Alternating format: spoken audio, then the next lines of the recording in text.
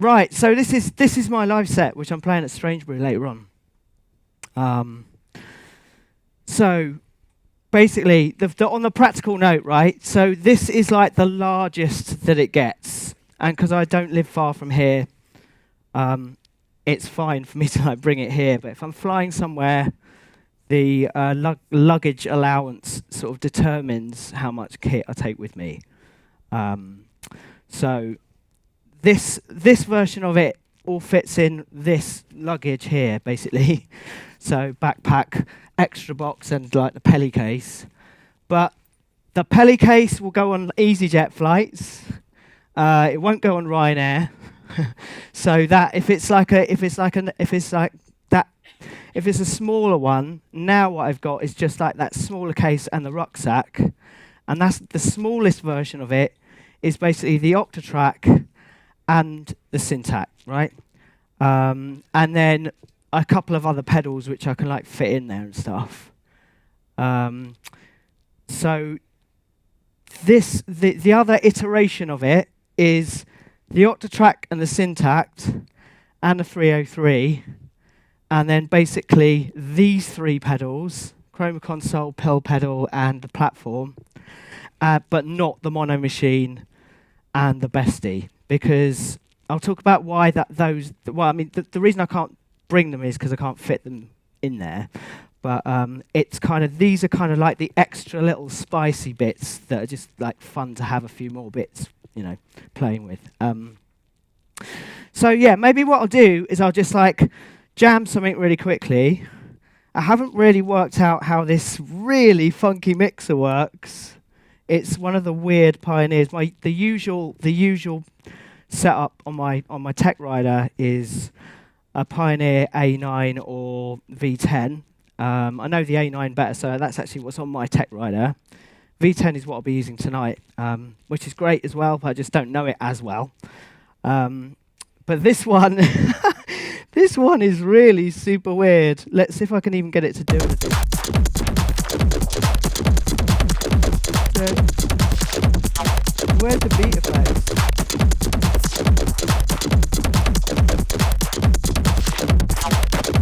Yeah, you got any idea where the beat effects are at all on this thing? Is that it? Okay, and then you assign it to... there we go. Yeah, there we go. And then, hang on, where's the assign button? Oh, it's just... Jet. Is that just on a master then? Got you. Okay.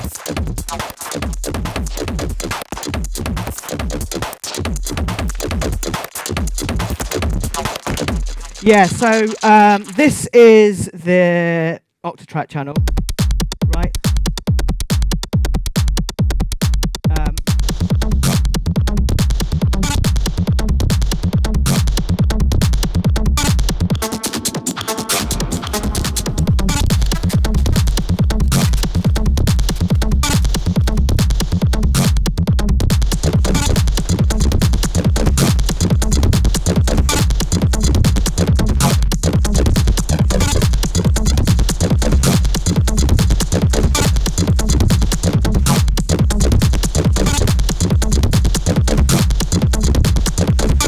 Still can't get that to work. That's brilliant. Right, so yeah, so basically what it amounts to is this. There are two channels going into the mixer. One that is just pure Octatrack. This could basically be a live set all on its own. I've considered just having like two Octatracks before, but that seems like it might be a bit too sort of like easy. As you can see, I like making life difficult for myself somehow. So basically, that is one channel all on its own. It doesn't, because it has like master effects on track 8, if you want that, then I can just kind of put a bit of clipping or some compression on the end of the chain of the Octatrack without any other add-ons. The Syntakt channel, right, it requires more processing because it doesn't have anything at the end of the chain of the Syntakt. So basically, that's where all the pedals come in. At the moment, that's the mono machine channel. So just to explain briefly about how the audio is being routed in this channel, right? So this, if I put the Bestie on that channel, now what you're hearing here is the Syntakt.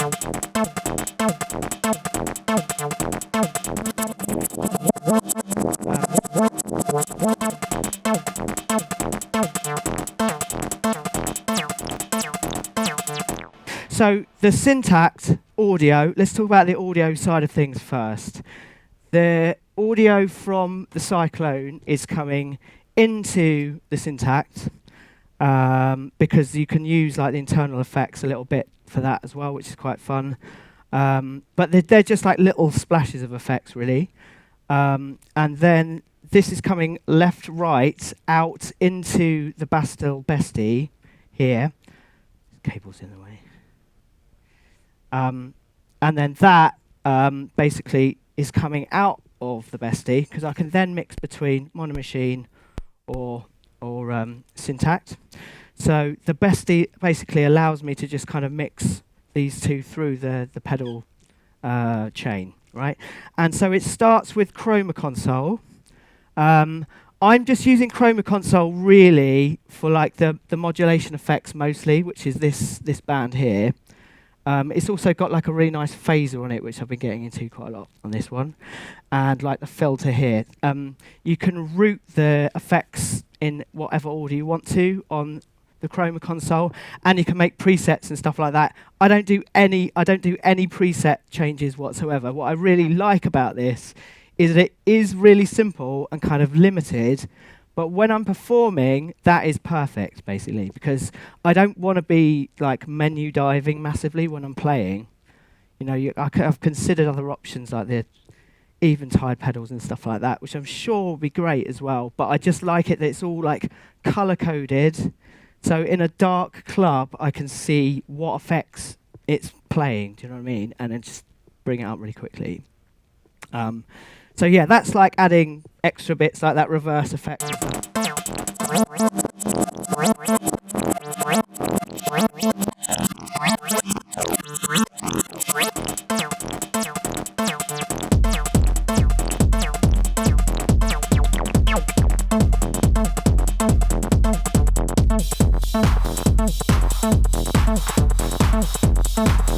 Right, so then it comes out stereo from here and goes into the pill pedal. The pill pedal is a stereo ducking sidechain pedal, basically. Now, the type I use that for transitions when I take the drums out of the Syntakt, for example, and just have the let's put like the reverb on here, which is the green one. Take everything else out, right? Turn that off as well. So you should just be able to hear like the 303 and some reverb now.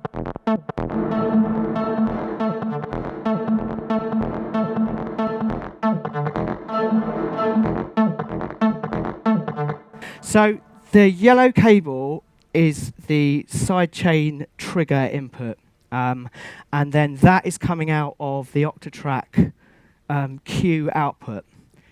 So I have on the Octatrack most of the time the kick drum is on track 5 and the snare drum is on track 6. It sort of changes a bit sometimes, but I kind of know where that is. But so on a 4/4 track, that is just routing kick drum to the sidechain input of the pill pedal, which means I can do a bit more like improvisation of just having just a synth doing stuff, and then sidechaining that quite heavily to the kick. So let's just do that without anything else playing, just so you can hear.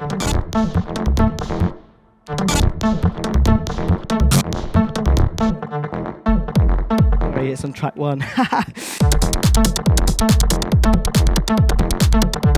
Right, I'm going to put the sidechain on.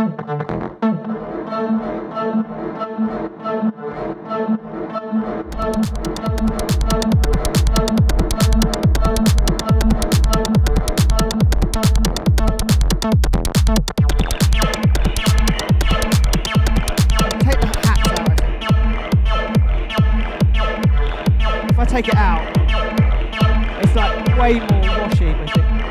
There you go.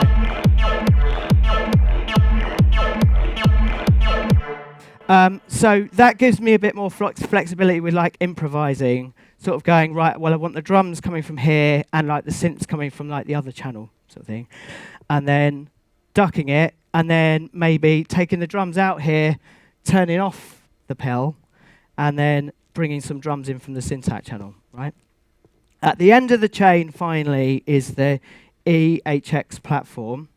And that is just literally doing end of chain limiting, right? So that's just, again, the smaller version of my set, which is just the Octatrack and the Syntakt, also includes this just with the Syntakt, basically, just so that that then brings this up to a competitive level of loudness that the Octatrack is, sort of without anything else.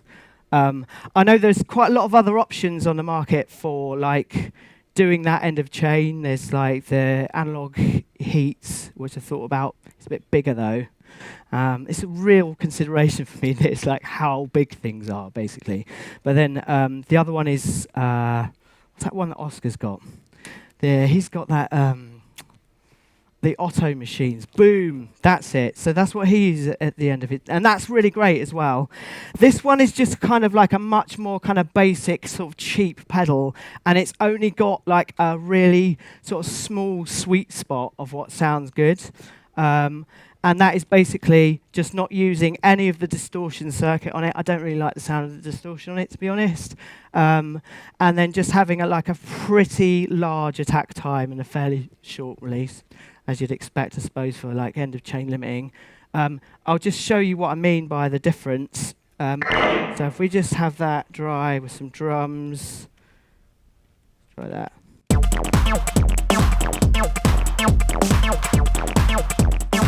That's without. I'll try and match it like for like volume-wise. It just kind of like brings it more like that kind of thing. But yeah, gain staging is something that I sort of have to keep my eye on constantly, basically, because although I do try to make things roughly the same, you know, volume in like this box and in this box, it's this one is actually harder to sort of gain stage everything than the Octatrack. As I mentioned, I use the Track 8 master thing, which the reason I started using that in the first place, really, apart from having effects, fancy effects and stuff on the master, is that it just then allowed me to like volume down patterns or volume up patterns depending on what was going on. Let's try a different one, see what we've got here.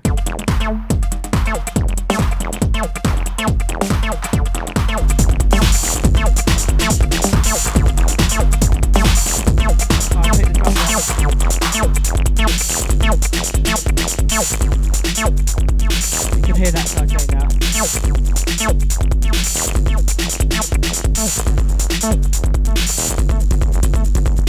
Oh yeah. The other reason I use the master effects is because then you can have the like freeze delay thing that the Octatrack does, which is basically just like a fairly simple stutter effect. It's quite fun.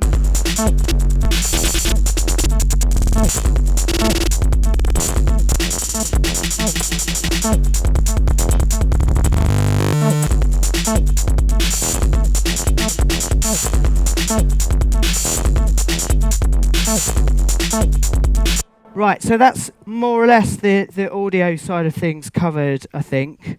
So yeah, there's quite a lot of like so basically mixing together and then going through this pedal chain. This is coming out and going into the DJ mixer. The MIDI, the master clock of everything that this live set does basically is the stop-start button on the Octatrack, right? So if as soon as I hit play, it starts sync signal out of here into the Syntakt, right? If we carry on going from the through output of the Syntakt first, so the through sync signal goes into the mono machine, and then that continues on from the through here into Chroma console. The reason I want this to have MIDI as well is just because the time-based effects, it means that they then sync up with whatever else is going on. It's quite nice for the reverse and stuff like that. Also, you can see the lights flashing when I press this. It's actually sequencing from MIDI coming out of the Syntakt. So I use the MIDI sequencer in here as well to do a fair bit of sequencing for the 303, Cyclone rather. And the reason for that is I cannot stand the sequencer in the 303. It is like the least kind of like coherent sort of way of sequencing music I can possibly think of. Is anyone familiar with that at all? How you do it? Yeah. So basically what you have to do is like put the notes in first and then put the timing in.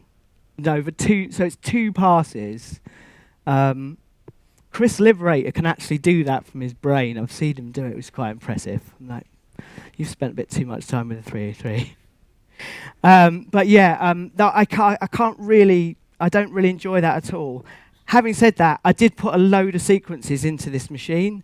So then sometimes in the set as well, I've got another option for like sequences coming out of the 303. If I just put it into the play mode. Let's try that one.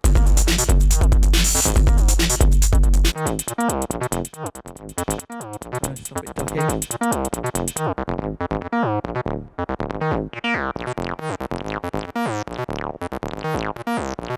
So yeah, I can just sort of like dial in some of those as well for extra like bits of fun as well. So yeah, that's it for the audio and the MIDI covered. The Pioneer mixer has got effects on it, which I can't get this one to do anything useful. Honestly, I'm just like I'm pretty sure I've never used this one before, but it's like a bit unusual for a Pioneer mixer. The A9 I could just go make some effects up. The reason I like Pioneer is because you then have the extra effects in it. You know, Alan and Heath are great. The filter sounds better, like way better, but it doesn't have reverb and it doesn't have delay. So that's why I'm kind of like a slave to the Pioneer on my Tech Rider, basically, because it just gives me more options. The other thing that is really worth talking about as well when it comes to the mixer is the fact that I have headphones. So lots of people play live sets without headphones, and I find the idea of that a little bit restrictive. I'm really not that great about remembering where my patterns are. It's like a slight dyspraxia thing, I think. And I've forgotten to bring it with me, but I have loads of sheets of paper with like pattern numbers and letters written down, which I'll be taking to Strange Brew later. So having a cue for the channel and just being able to hear what's coming in next is absolutely vital for me. So when I'm performing, I've basically got one ear on my headphones like the whole time, basically. And that means I can just like pull up a new, if this one's playing, I can just like cue this one up. Let me do it actually.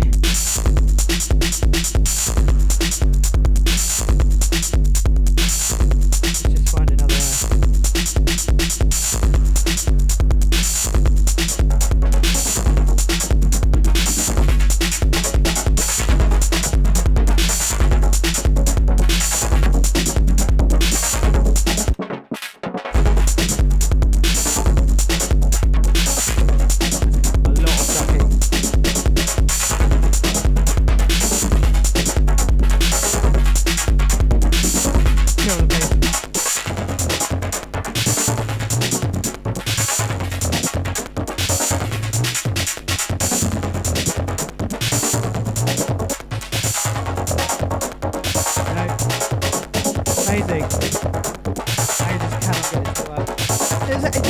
Idea how this thing works.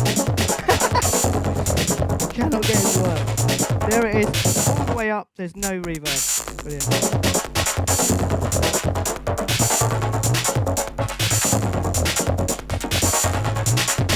Crazy. Anyway, I'm just going to give up trying to use the effects on that.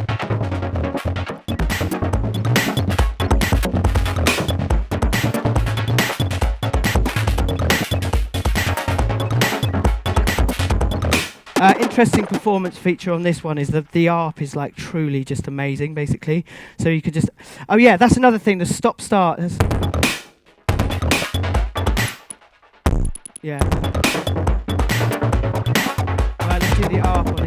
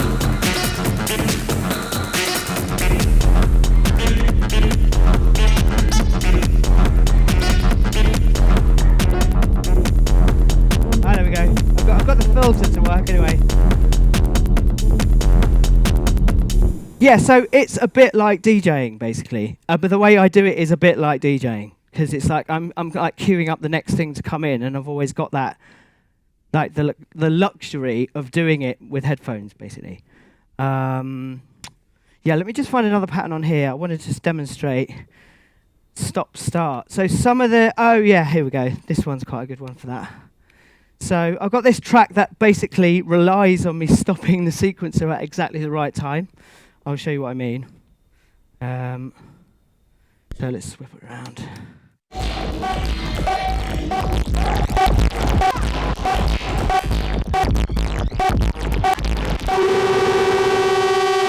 I stop it on that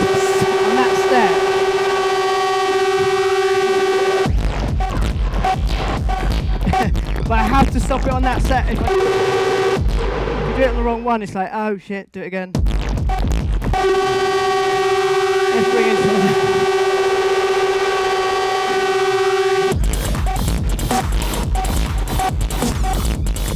oh, sorry, that's still on. I'm going to turn that on.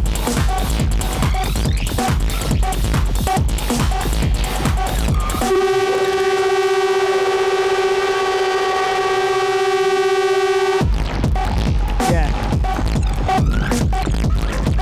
And similarly, there are ones on here that hang the note as well, which you will hear basically while I'm playing. You'll hear me like do stop start quite a lot. It's sort of like one of my favourite things to do. Really, is just to, like just stop it and just have like a load of noise, and then like in we go. But yeah, let's try to see if I can find. So how about this one? No, not that one. Haven't got my little piece of paper either. Is it?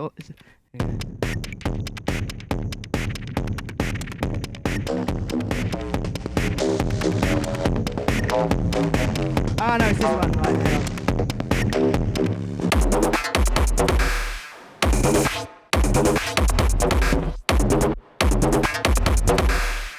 There you go, that little hang.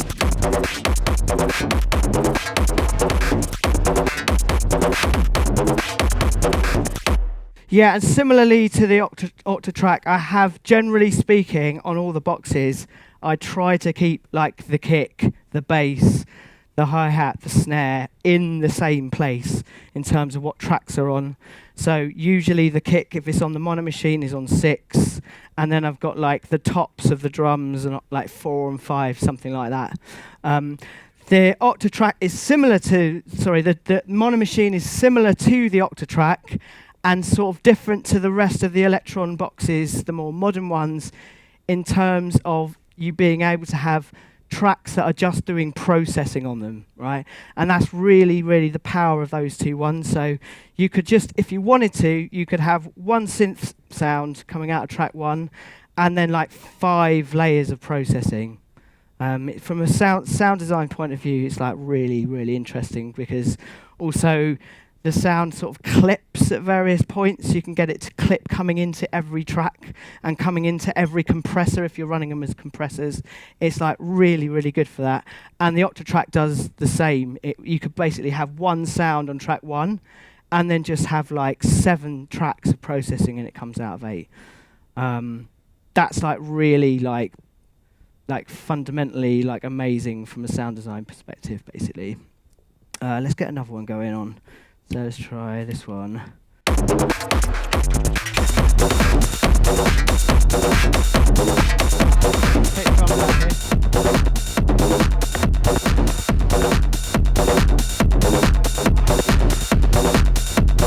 Yeah, this is quite a good one. This is quite a good one to demonstrate. So basically, on this one we have kick, snare, clap rather, and hi-hat.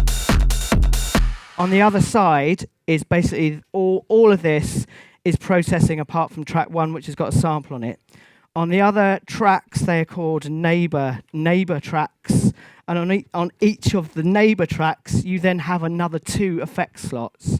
So basically, it's like one sound with, I'm really crap at maths, 8 effects basically in 8 effects in series, right? So you can do loads of stuff with that. I'll just show that one actually.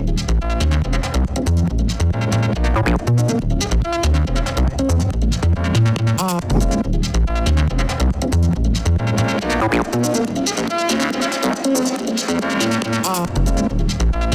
yeah, freeze delay on this one as well.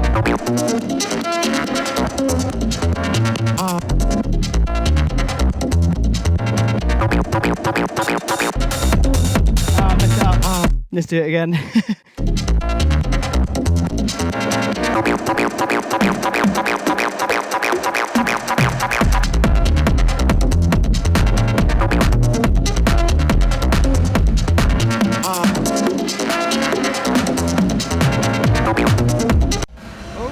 There's the effect. Wow. Amazing.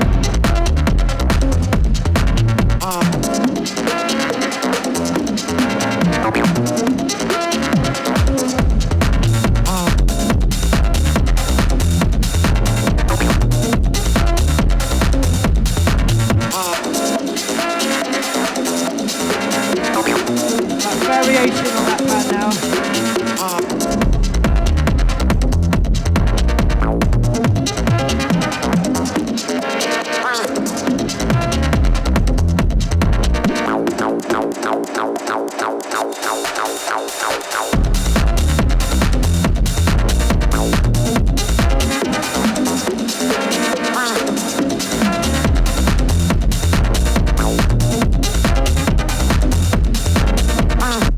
Yeah, so that is, I mean, the thing that's great about the Octatrack is it's like really geared towards performance, because it has that extra, like the crossfader is basically like a macro control for like multiple effects if you want it to. So in like one sweep of that, just that one in particular, it's like sending everything to a bit of reverb on the master, but also like fading out the kick as well, and doing a few other things.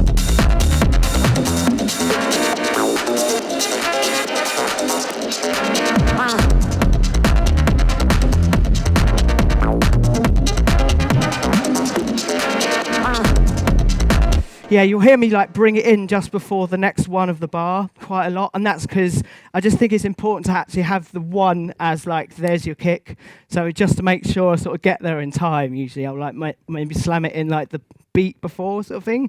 But that has become sort of part of the sound as well now, I think. It's just like part of the sound of what I do, basically. So yeah, I absolutely love it for this. This is like a big thing, basically. And the Syntakt, as brilliant as it is, just doesn't have as many performance features. But it does do a couple of really good things. Like the one that I really like is, let's find this one. So, oh, we've got nothing. Ah, that's because the bestie.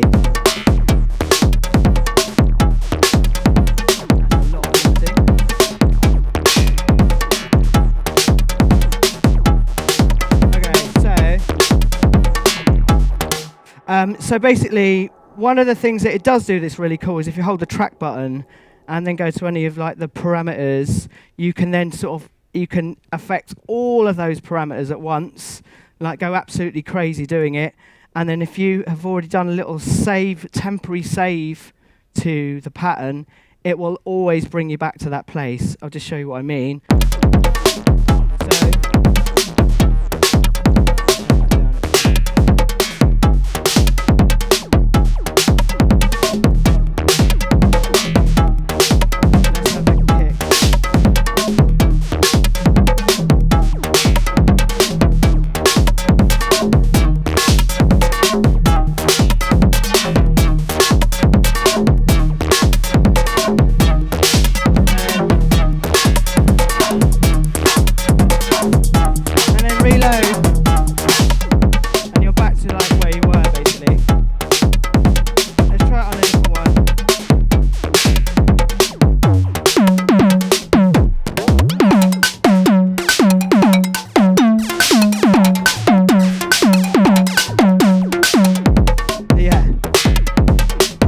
So, that's quite a lot of fun as well.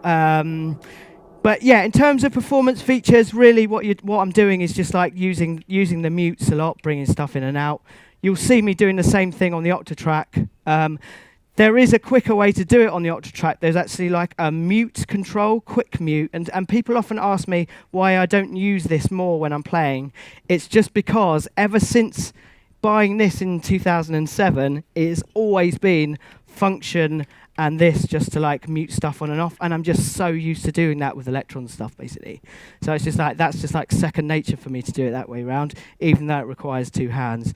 But yeah, I don't have any like. There's not really any like. There's not really any like. I never use like a song mode ever basically on any of these boxes because I don't ever really play stuff the same way twice kind of thing. So. There will be, as you saw in that last pattern, there will be like a variation pattern sometimes, but then sometimes it's just like locked into one pattern and I'll just jam that out and then just bring in another pattern on like the other channel basically. Let's try another one on here. So we'll go, where's like my FME one? Oh, there it is.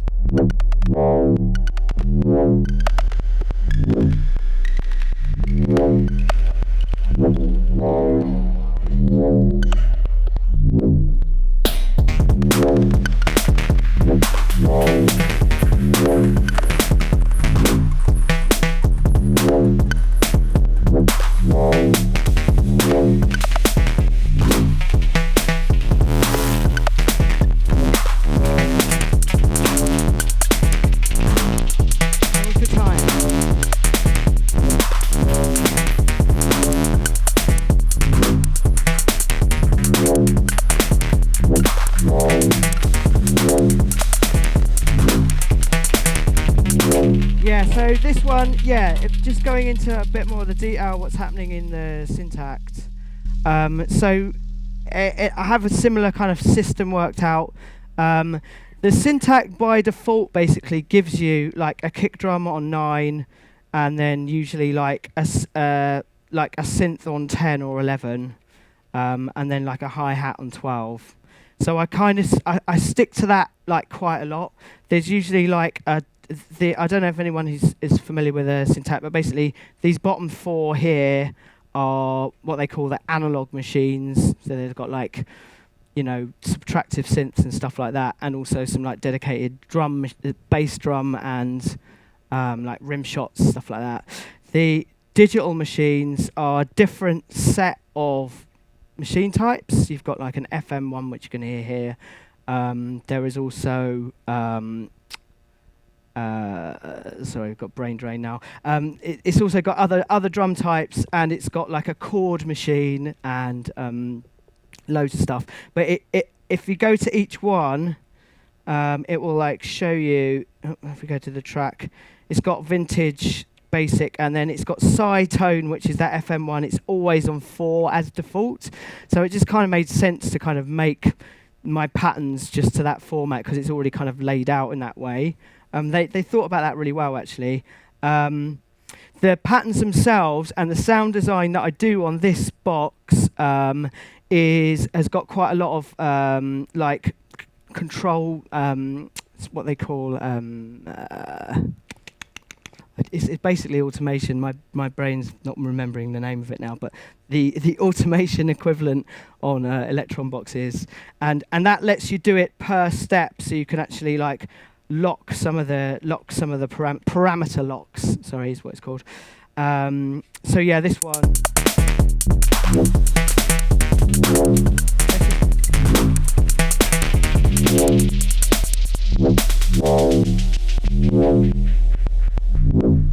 There's another one around here somewhere that's quite cool.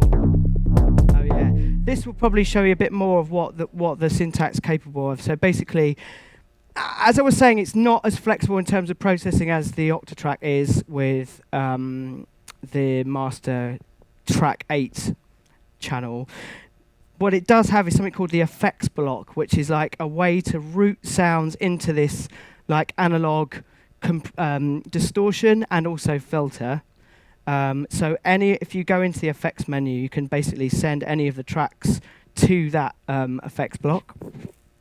So this one, let's just take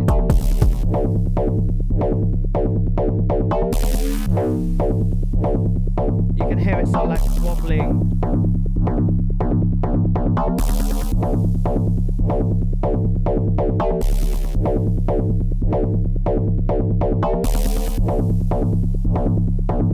You've got more distortion as well.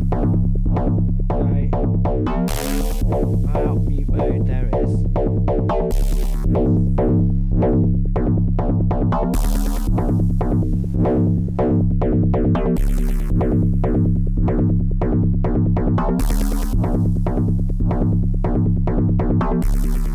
Yeah, so that's basically the FM machine going into that effects block track, and then on the effects block track, you can then sort of put extra steps in and have like stuff going on. You know, you could like change the decay time on each of the steps, so you could sort of like send stuff through reverb, for example, and then use the effects block as a gator to chop stuff up. Another use I use it for quite a lot is doing like side chaining, a sort of pseudo side chaining, which is something that I've sort of got to grips with the Electron stuff. All it is basically just ducking it where I put the kicks. So let me just find a pattern to demonstrate that. Yeah, this one's quite good. Yeah, so all right, let's start with this one. This is like the intro pattern for this one.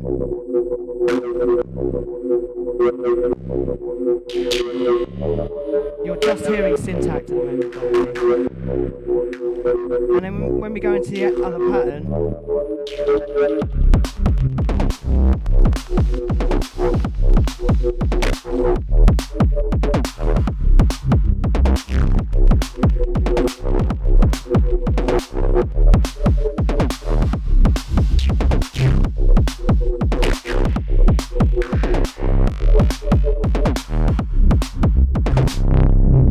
hopefully you can hear that ducking happening there.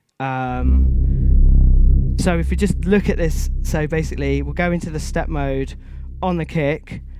Let's see, there it is. That's my kick pattern, right?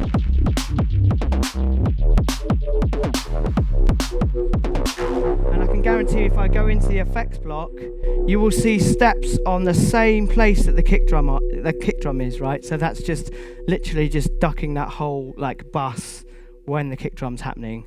So yeah, the sidechain thing is a bit of a faff, but it is really good. I think on the new Digitact you can actually like send a sidechain signal from one track to the compressor of another track, which is quite cool. But I'm just so used to like having to take this extra step to do that now. It's just like part of it. for me now. In this one, for example, on the Octatrack though, it's even more of a pain actually, because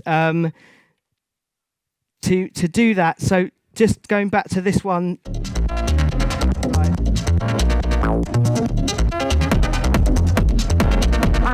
You can hear it side chaining there, and that is happening probably, I'm guessing, oh there you go, on one of the tracks here. The way to do it on the Octatrack is you have to like create an LFO on one of the neighbor processing tracks. You can do like a reverse exponential shape. Let me see, there it is. And that is basically, that's just, you can see it's like ducking the volume on that track, right? So it's like very much a sort of like shonky, sort of like pseudo sidechain, like basically pattern. Let's just pull up another pattern, shall we? Oh, we'll go here. Oh yeah, that's quite cool.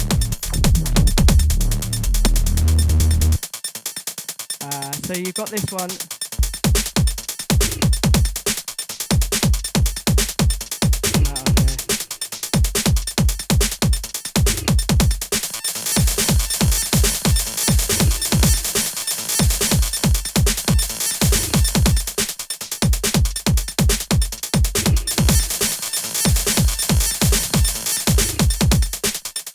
Yeah, that kind of really glitchy sound on the hi-hat. It was just, I assure you, it was just like a regular like hi-hat loop of some kind originally. But both this and the mono machine also have quite a cool feature called re-trigger, which basically lets you just like set a repeat rate of any of the steps. And it will just basically, you can sweep through the rate of repeat and add as many repeats as you want. So it kind of like makes a stutter effect per step if you want it to. It can make some really like quite mad effects with that. I'll try and get a demo of that on here as well actually. Let's get the mono machine going. So let's do that one. It's here somewhere. Oh yeah. But yeah, the mono machine's got a really basic, like it's called like the beatbox like machine, and it's just got some like really lo-fi like Lindrum samples across like different keys, like stuff like that. I mean, they're like really lo-fi and like not like particularly like clean sounding at all, but they sound absolutely great sometimes. But you have to like apply quite a lot of processing to them. Let's just see what. There it is.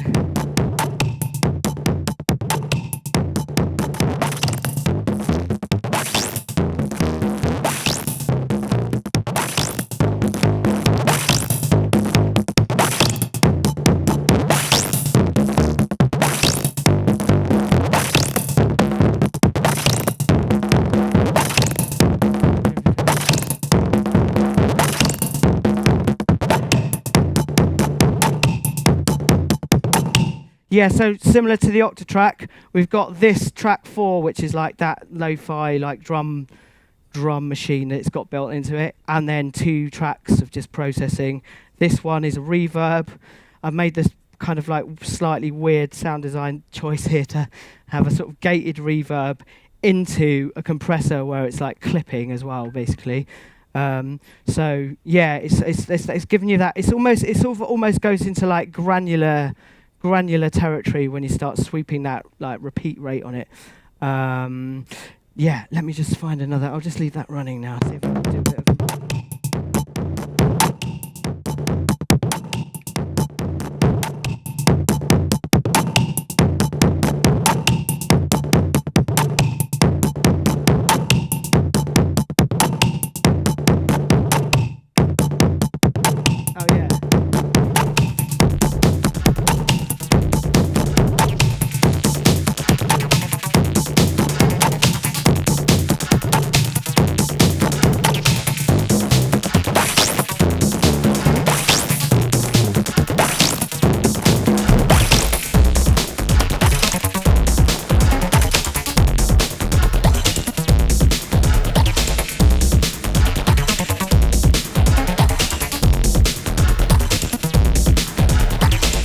Yeah, so you can see it is a bit like DJing at that point. You know, you're just like taking the bass out of one and then, you know, bringing in the bass from the other one. That's like fairly standard kind of like DJ trickery.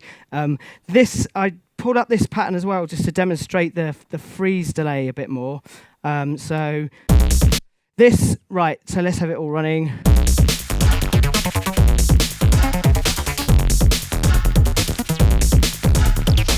So this one is basically showing you where the freeze delay exists in this pattern.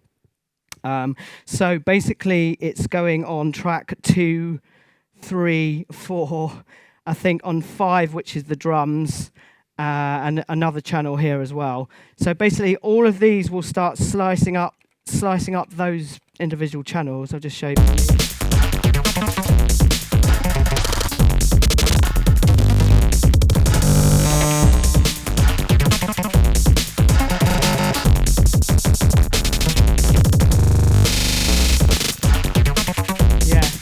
I haven't got a monitor here, so it's sort of hard to like actually like cue up what I'm doing. I'm just like mashing the keys basically at this point. I think it does it on the vocal as well. No, not on the vocal.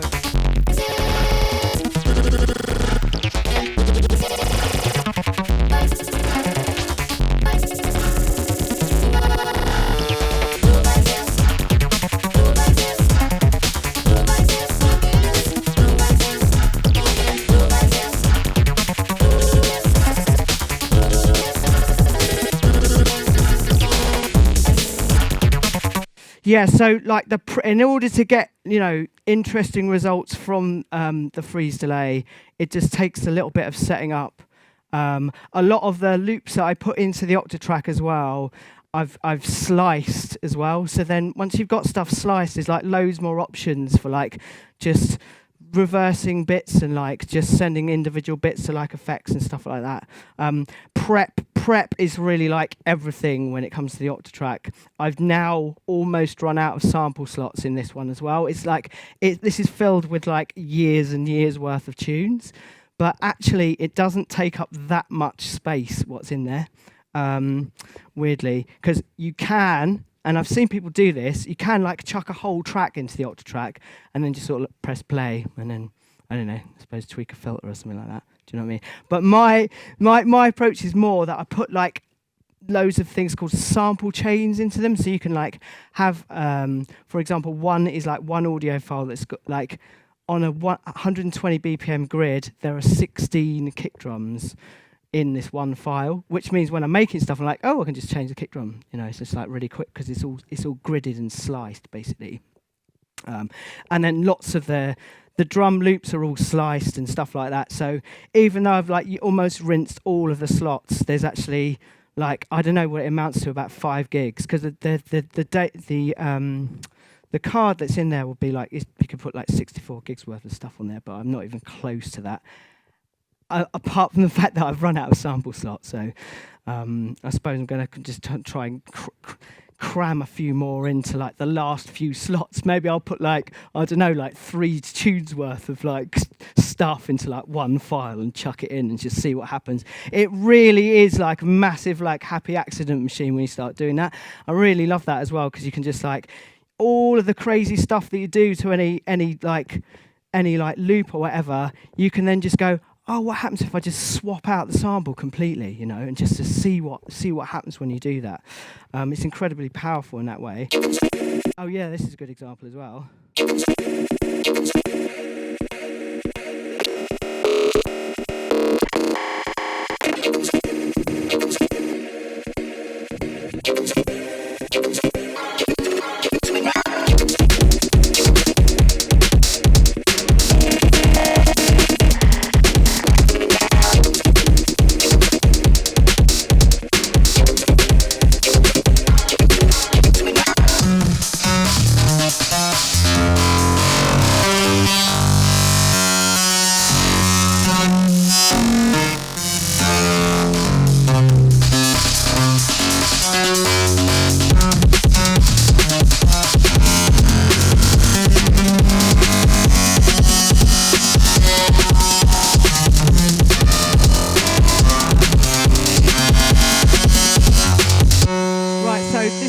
a good example of like the power of the sound design of the Octatrack, because basically you've got on track 1 is an Amon. That's all it is. It's just like a really kind of I don't know, like standard Amon that I've heard in loads of tunes basically, but that is being sliced and then sent through. Let's have a look, shall we? So this is comb filter on track 1. The comb filter is tracking pitch, basically making that melody from the comb filter. Then we've got the delay, which is, I think, basically set to be a freeze delay, I think, or it might just be a standard delay. Track 2, we've got DJ equalizer, just adding like lows and highs. Then the second one is reverb. Track 3 is a compressor after all of that, and then just smash it into a compressor. Then more reverb. And then what have we got here? Filter and another compressor at the end. So yeah, and then you can, this is like, basically, you can have different scenes that when I'm turning this, it's like changing those effects basically, and you can have different scenes which are like different macros for the crossfader. Let's get the non-pseudo sidechained one.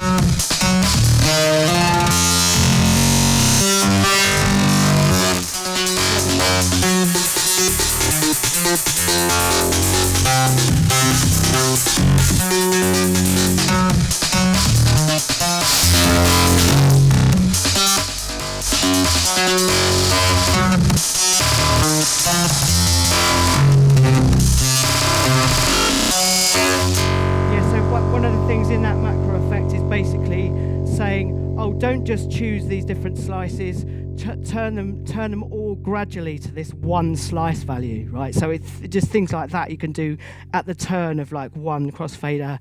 Open up the filter on the comb filter, I don't know, reduce the decay time, you know, sweep the bottoms. You can just do all that. That is all just like whoop, there, basically. Yeah, I think that sort of like covers it really. What are we doing for time here? Yeah, there's 10 minutes left. Has anyone got any questions at all? No? Hello. So I saw one of your videos on Insta a while back. You were using a Boss looper pedal. How did you find that? Richard, is that you? It is. How you doing, guys? How you doing, mate? I can't see your face. I recognise your dulcet tones. That is. So I went down a bit of a wormhole with the whole Boss looping pedal thing. It was really fun. I thought what I'm going to do is I'm going to buy a Boss looping pedal. I'm going to run everything through that because it's got loads of ins and outs, and then it's going to be more of like an improvised thing kind of thing. But then I was just like, I was doing it and I was looping it, and it's like, well, once it's in there, it's like you can add some effects to it, and it didn't really make that much difference to what I was already doing, if you see what I mean. I guess if I was actually like live looping like an instrument or something like that, it would be like way more interesting than it was just. It worked really well, but it didn't seem to have as much like added value to what I was already doing, if you see what I mean. Having said that, they sound really great basically, and the effects on them are really good. It's a little bit, form factor is a little bit of a wedge as well, of just like really horrible plastic. But no, they sound really great, and they've got like loads of ins and outs. It's just like a crazy amount of ins and outs. I guess that's how they make it for the price they make it, because if that was all in like a metal case or whatever, it'd be like way more expensive. Yeah. Anybody else? Yes. Yeah. So you've got it's like a 303 pedal. Yeah. So that's going into the Syntakt 3D effects. Yeah. How would you bring out the 303? Because usually, like, I don't know, I've got a digitone, I'm doing similar sort of things. Okay. But like, usually I just forget about whatever's gone into that, and it's really, I've got a menu dive. Yeah. No, it's a really good. That's a really good point actually. So, there's quite a lot of like admin you have to do with the whole like Electron setup sometimes. If you've made a load of patterns and then you want to introduce something like this to those old patterns, what I had to do was go into them and then make sure that the in is like turned up in the menu. Oh yeah, that's something I didn't cover actually, and that is this pedal here. So I did find that the gain staging going from the 303 to the Syntakt, it was just like the instrument input is just a bit quiet, basically. So I'm just using this. You can see that it's just like a tube screamer, and I've got the gain almost all the way down, basically. But it's just kind of giving it a bit of bite and also like quite a bit of extra volume, basically, before it comes in here. But yeah, I had to go through some of the old patterns that didn't have the input faded up, and then like do that in all the patterns, and then like save it, sort of thing. But yeah, that was fairly straightforward, really. Is that are you just running it? Have you got one of these as well then? I've got, well, I use an MS-20, but like okay. I have that going through the digital effects and stuff like that. Okay, yeah. Okay, and what you're finding it to be like just how to get it loud enough, or just? Not loud enough. It's just like so in the digital, like everything. So the external inputs go through like the master sort of mixer. Right. I've got to go through to like the second page of that to find these external inputs. Yeah. Like this, so I've seen this in the video on the digital, and it's just I see that. Yeah, it's a bit the same. Yeah. Okay, it is similar on the Syntakt. But then, yeah, having this pedal, this means I've got like a little volume control there as well, so it makes it, yeah. Basically, it's a great box. It requires quite a few pedals to like actually make it like more utilitarian, basically, yeah. Yes, did you have a question? Yeah, so the kick signal that we're using as a trigger yes. for the sidechain, where are you getting that from? So the kick signal for the sidechain trigger is coming from the Octatrack only, right? The Q output. So basically, the rest of all of the, if you just, I don't know how clearly you can see the screen actually, but basically, all of the Q outputs from the individual tracks are faded down, apart from if it's a 4/4 pattern, just the kick drum coming out of the Q, and if it's a 2-step pattern, it will be the kick and the snare. So it usually sort of ducking on the kick and the snare for like the 2-step ones, and so that will be kick and snare that also have a bit of gain coming out of the Q output, basically. Yeah, that's kind of. Does that answer your question? Yeah. Any other questions? Yes. Yes, you use the Syntakt to send MIDI to the 303. Did you say? Yeah. How is it to like create patterns on? Really easy, actually. Yeah, it's great. You can just like the great thing about Electron is you just press the record button and you can just swipe your finger across the steps and you've got steps, and then you can just like record. If you do record play, you start recording parameter locks, but you can do that with the note value. So really, really quickly, you can just have like a 16 pattern of just like 303 stuff, and then velocity high over 100 is accent, and then note length of over, I don't know, as long as the note overlaps, basically, then it's a slide. And the other thing that's really nice is it has the probability in the trigger as well, so you can like just dial. Sometimes I just like dial back about 10% on a busy pattern. That's something else that's worth talking about actually. The probability thing on the more modern, like a global probability thing, is really great because if you just like throw a really busy pattern at that, then you dial out like 20% chance. Then you've got something that feels like it's really like evolving in a sort of like interesting way. But it means that you need to put in more steps than you need, if you see what I mean. So yeah, yes. That answer. Anybody else? Any other questions? Yes. You've got some really good sound in there. It's quite full, and then you've got the two sides. Yeah. Are you just transitioning from one to the other? Do you find times when it's risking being too busy? Yeah, I mean, basically, what I'm doing the whole time that I'm playing, I'm very conscious of the fact that there are, I need to be like stripping stuff away, rather than just keep on adding the layers, because then it just gets like too chaotic, basically. So yeah, that is a very good point actually, because each of them on their own are kind of like they're standalone tunes, So it requires taking out elements of one and then sort of filling the space with the one that's coming in, and then gradually making that more dominant kind of thing. I've got into a little bit more of a kind of, it used to be a bit more like frenetic in terms of like transitions, and I've got into a bit more of a sort of like a more like slow kind of like rolling kind of transitions happening a bit more nowadays, really. Yeah. Any other questions? Hello. Yeah, I was just going to ask, like, what's the workflow like for getting like stuff you've written in your door onto the Octatrack? Like, is it a bit of a long process, or is it quite?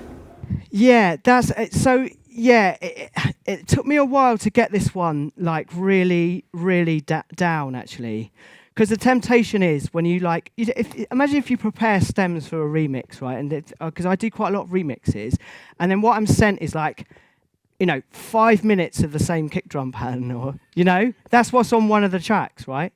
Or what, and that's what you would do. That's what would happen if you just exported everything. So then I've got into a much more slimmed down, like, so basically just you have to sort of think what is going on and what are the bits that are different from each other. So it might just be all you need to do is have a one shot of that kick drum, right? Because then that's all you need. And then say it was like an acid riff or something like that I was exporting. I'm just trying to keep those into, hopefully no longer than like 16 bar chunks, really, because otherwise you've got to wait 16 bars, until you can like do something on the box sort of thing. So yeah, ideally like smaller amount of bars than that. I personally, I mean, there's no reason to like not to like, you can have longer chunks. It's just that I feel like I'm a bit more in the flow when they're like either 4 or 8 bar chunks. And then those bits are all in one contiguous file, right, which is then sliced. So then I can just pull up the slices, and those are like the different segments of the track, if you see what I mean. Does that make sense? And how much of the stuff in your live set is made like in a DAW, and how much is like actually written on the Electron? Yeah, so that's another interesting point, because I always like, I'm like, right, I'm gonna put this tune out of Bitwig or whatever, and I'm gonna put it in my Octatrack, right, and then play it, and then as soon as it's in there, I'm just gonna mess around with this load. Oh look, there's a new tune, and that's what happens more or less every single time, to be honest. But yeah, so there's a lot of back and forth between the Octatrack and the DAW. Sometimes it's been like multiple passes of just doing that, going to and from, and doing more stuff to it and then back again. So it can get a bit more sort of like convoluted. Right, I think that's it. Thanks everyone. Cheers. Nice one.